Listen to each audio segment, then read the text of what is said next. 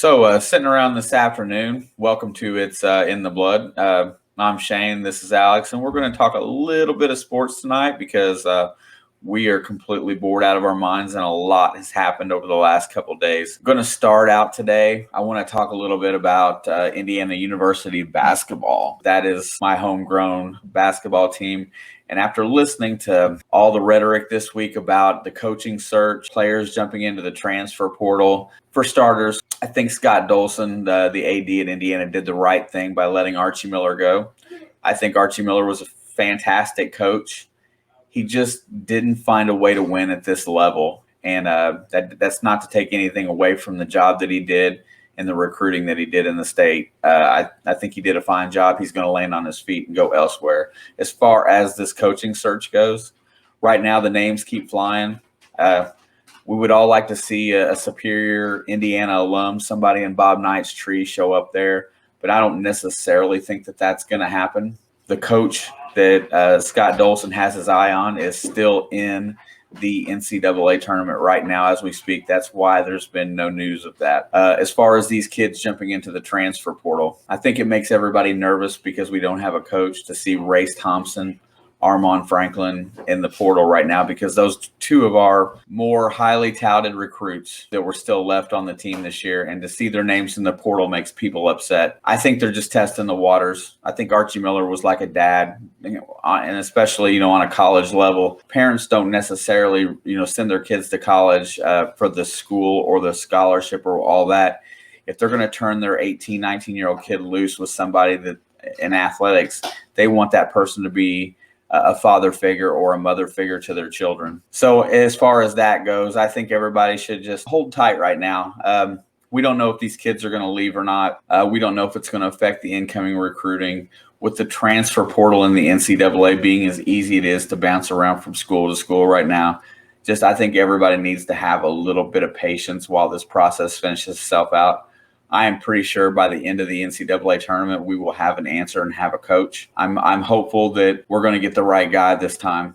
I don't feel like Tom Crean was a bad choice. I don't feel like Archie Miller was a bad choice. Kelvin Sampson was a bad choice. But, I don't really feel like going back any further than that. And that's pretty much all that I wanted to say on that whole topic. What we're going to go into now, we're going to transfer this over to this weekend in the tournament, and starting with Saturday's game, 4 games in the NCAA tournament. Alex, how do you feel about the Oregon State Loyola Chicago game? I feel like Oregon State is underrated. I mean, Loyola Chicago is like top tier right now. They look way better than an 8-seed team, but go back a couple years and they took their 11-seed team to the Final Four. I don't think there's any question in that this team could make it to the Final Four again. It's the people that are not giving the credit to Oregon State a chance, because I feel like there's a lot of underrated talent there. Yeah, absolutely. And, with the Pac-12 this year, they haven't lost a game in the NCAA tournament. They are undefeated. UCLA was in the first 4, and they're still going strong as an 11 seed. I think you're absolutely right. I think everybody totally underestimated the West this year. And usually they're the conference that bows out the fast, and I think that's a valid point. I think the Western United States teams this year are showing very strong. Yeah, you're right, though. That'll probably be a dandy of a game. Loyola Chicago and Oregon State. Loyola Chicago, their defense just makes me feel like they're a head above most teams right now. Skipping to the next game at 5:15. We'll go back to that. And so, another reason, if you compare Oregon State and Loyola's season stats and everything, Oregon State has played more games and has won more games versus a top 25 team. Their strength of their schedule, they've had a harder schedule than Loyola's had also. Plus being that they played 2 or 3 more top 25 teams and won that 2 or 3 difference. I just feel like there's a lot of credit due to them that's not being given just because of what Loyola's done in this tournament so far. I think their credit is being given by being in this game, having the opportunity to play. But yeah, they played good enough. You got to look. Loyola beat Illinois, who probably had more top tier wins than probably most any other team in the country. with an All-American guard that should have went to the NBA last year, and a center that's truly a man, and Kofi Coburn. They've got shooters. They've got senior leadership. They had everything, and they looked stupid in that game against Loyola. Loyola's defense. It was bad. Yeah, it was. They made it look like that team had no depth. Yeah, exactly. It took everything that made Illinois look so good in the Big Ten this year and just beat them to death. I'm really upset because I had very high hopes for the Big Ten in this tournament this year, and most of them didn't make it past the first round. Well, and the only thing I can say to that is maybe they weren't as good as we thought.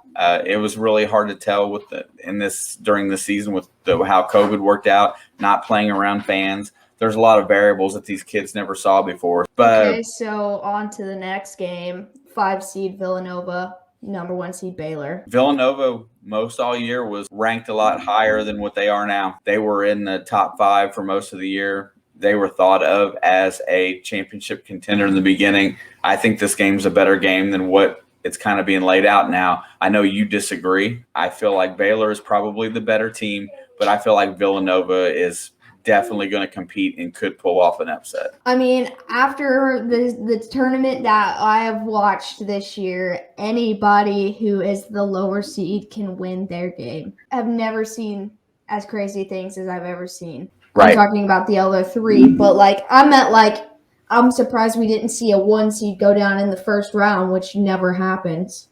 Yeah, it's happened one time in the history.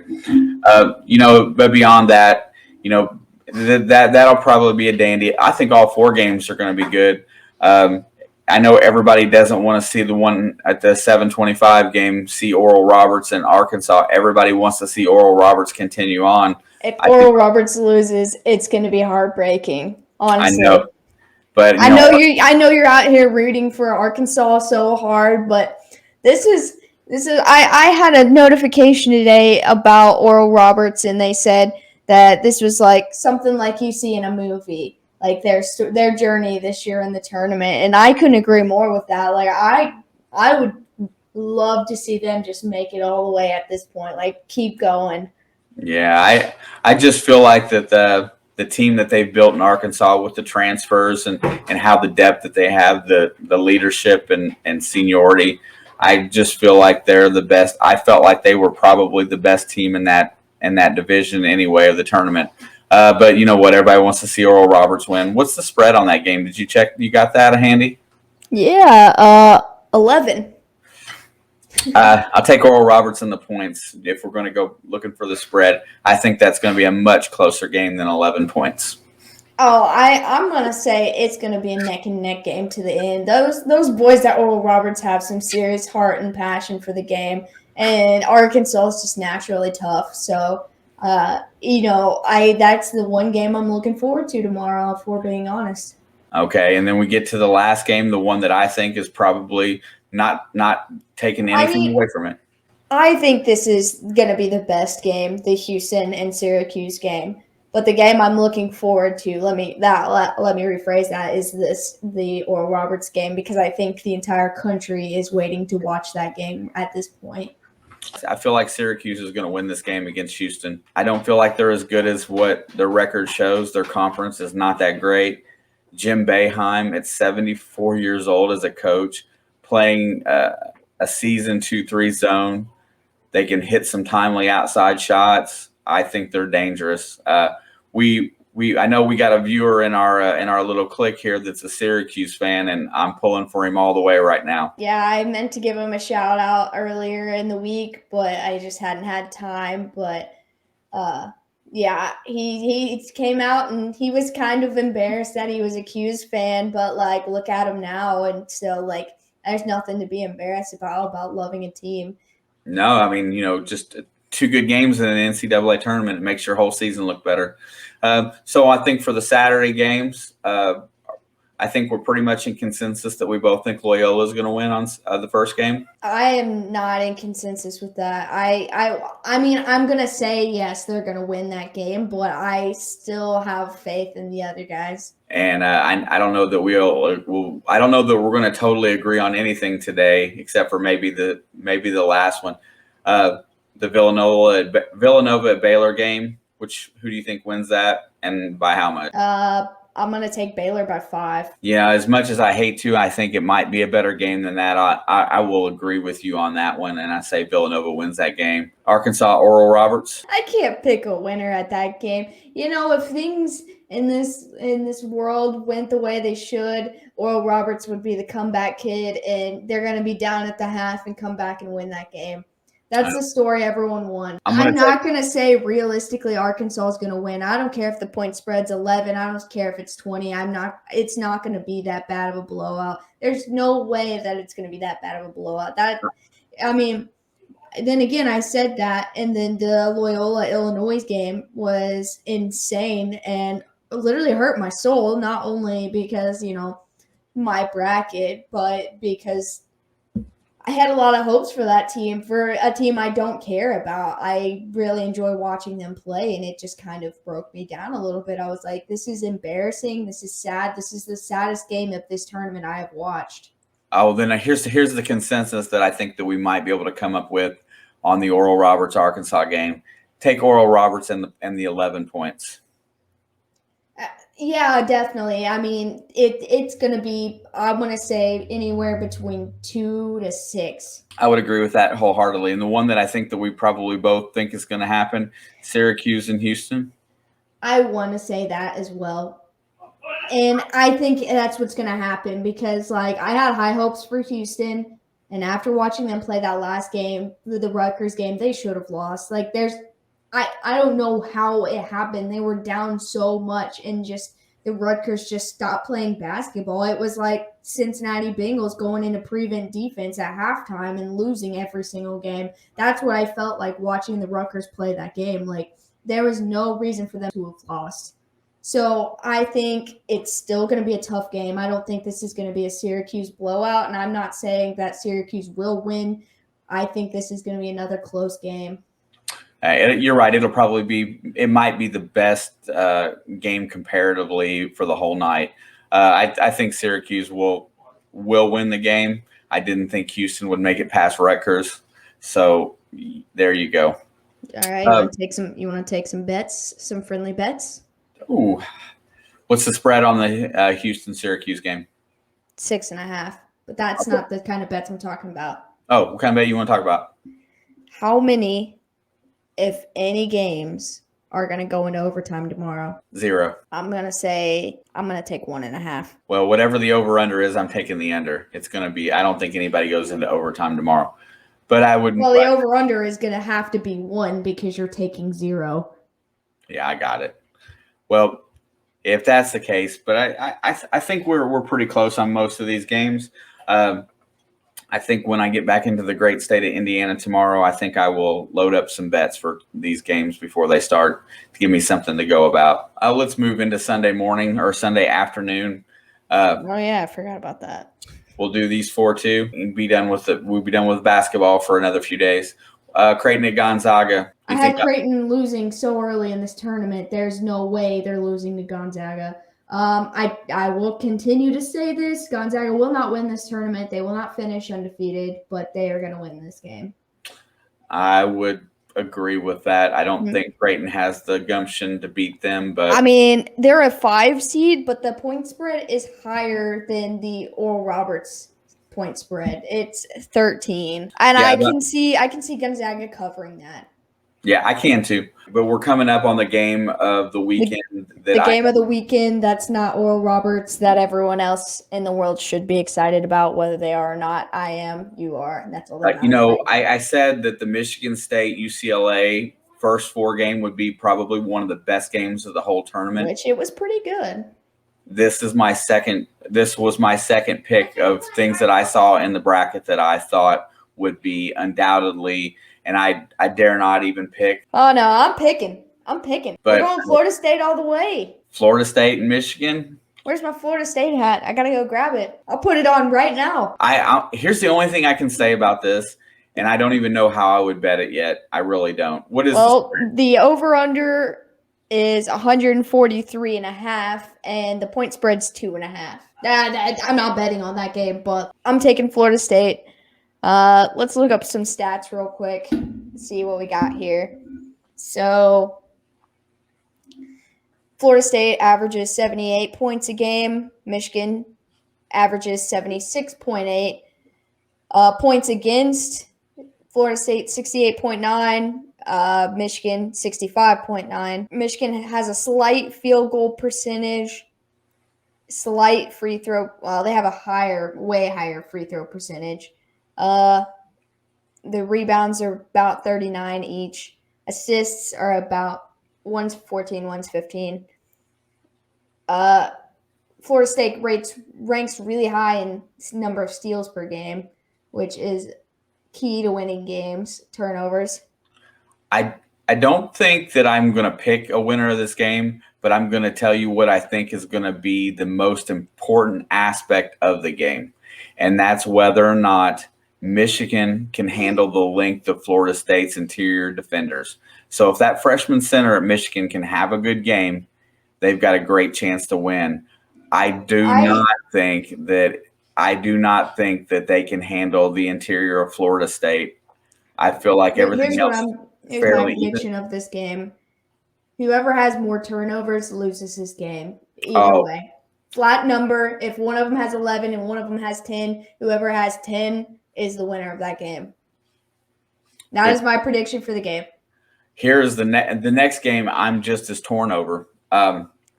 UCLA and Alabama. I think Alabama could lose this game. I know that UCLA has played one more game than all of these guys this week. You know, that coach out there, Mick Cronin, we got to watch him firsthand at UC for several years. He is definitely deservedly a solid coach. And being in this game, he's got those kids playing good basketball. I think that one's going to be a tight one. I wouldn't venture to say that the spread on that's any more than 4 points. It is 6.5, actually. Yeah, I can't. I mean, you could take that because you can take UCLA on that. I think I can take UCLA. You know what now? And I'm not trying to take anything away from this Alabama team. They played well all year. They have not really let off. They've played good basketball. No, I think they're still tough. I think they might. Yeah, there's only a couple of 2 seeds left, and they're the toughest one out of them. I think Houston does not deserve to be a number 2 seed after their last game. Alabama proved they're the better team in that category.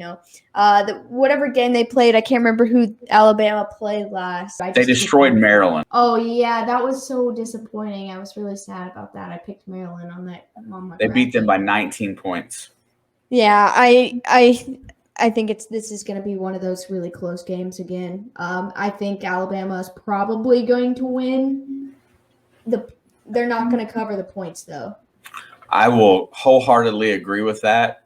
And we will move on to the game that I was just getting ready to do a little looking at because I haven't done any research on this game. I'm real excited about this game, honestly.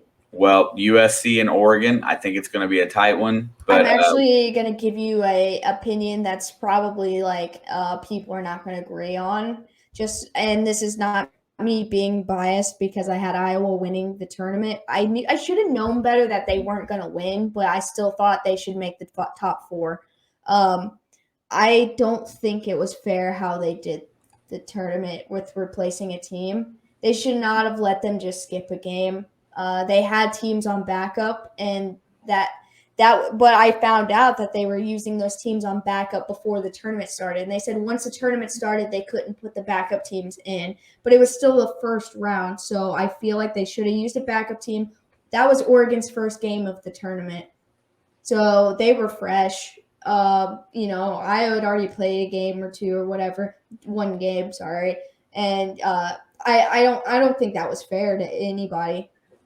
Any team that would have had to have played against them. I guess you can use the argument that they didn't have as much experience in this season, in a tournament settings, like this tournament, by not playing a game. That could have hurt them, but I think it only helped them. They got an extra couple days to rest and practice and prepare.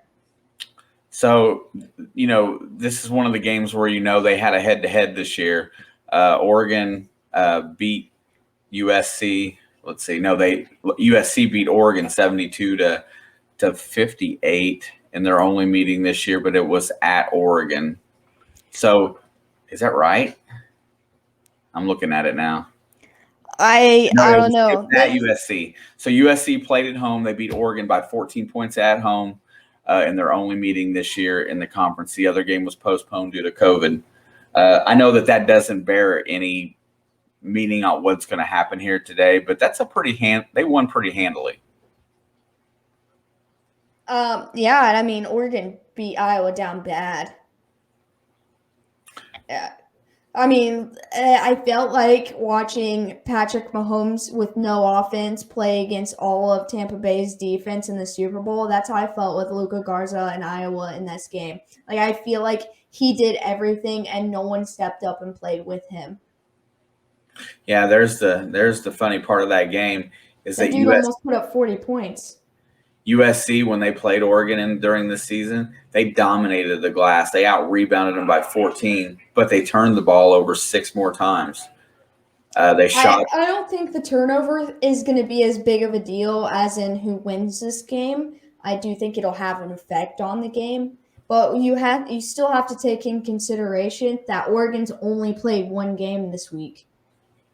Yeah, that is, you know what, having a lot of fuel in the gas tank is a good thing because I still feel that a lot of these teams from the Big Ten, they beat up on each other so much this year. Every week was exhausting, was trying. You always played tough teams every day. I think not having gas in the tank going into the NCAA tournament was what kind of hurt the Big Ten going forward. Not making excuses, but you got to win the games. But I think that did play a role in it. I'm just going to stick with my guns on this one. I think USC squeaks this one out. I don't think they blow anybody out, even though Oregon is fresher. What's the point spread? 2 even. I would. I think that's fair. It's a 7 seed and a 6 seed. They're a pretty, fair match. They're in the same conference. Yeah, I think 2 points is fair. Like it's anybody's game. I agree wholeheartedly.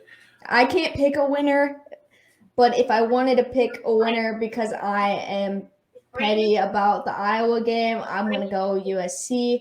But Oregon, like I said, has had a lot more time to rest and practice and work together while being in Indiana. I think they are more prepared, and I think Oregon might go into the half winning.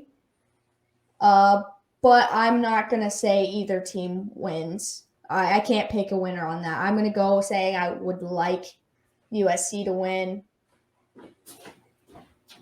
but I can't pick them. So I would like to go on a little bit further for everybody to, if you haven't been on our channel before, I would appreciate a like and a subscribe and ring that bell. Ring that bell so you can hear us when we go live. Yep. Our next going live will be on Thursday night. It will be at roughly 11 o'clock, I believe, is what time we're set to go. 11:15. And at that time, we're going to discuss a lot of free agency and football, and we'll have a few other topics to hammer at that point in time. As always, we appreciate anybody that stopped in to watch us tonight. Watch these games, see how we turn out and do. If we suck it up and what we've said is complete BS, leave it in the comments below. We're big boys and girls. We can take criticism.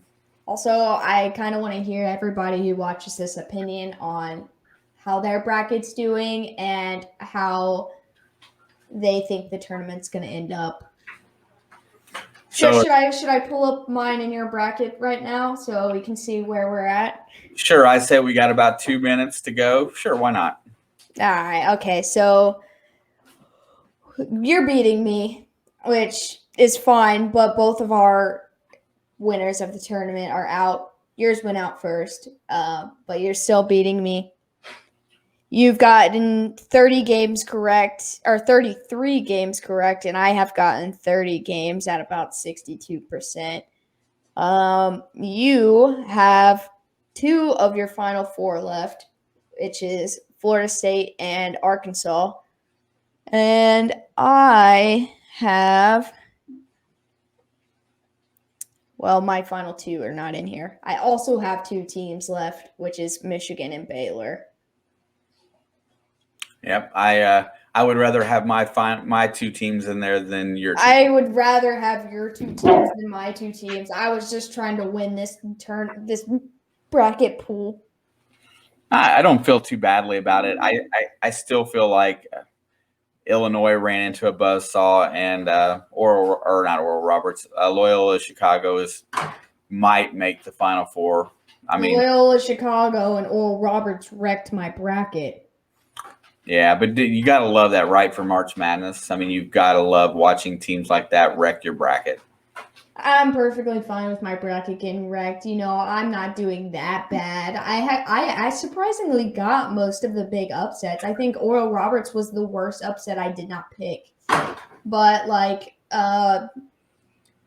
I did not get the Winthrop Villanova game right. I picked Winthrop, but the North Texas game, which was a 14 seed, I picked that one correctly.